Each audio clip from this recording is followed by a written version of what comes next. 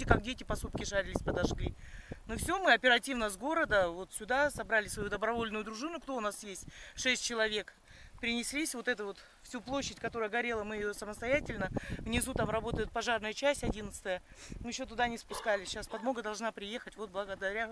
И еще и во благо, что и вы еще приехали, нам поможете. Ну это очень опасно. Очень, конечно. Первый раз на таком пожаре, честно сказать. Лопатами поработали самостоятельно. Со слов главы поселка Табага Елизаветы Николаевны, данное возникновение пожара произошло от шалости детей. И в данный момент проводится тушение силами добровольной пожарной дружины поселка Табага, а также силами пожарной части номер 11, а также здесь задействованы иные структурные подразделения лесничества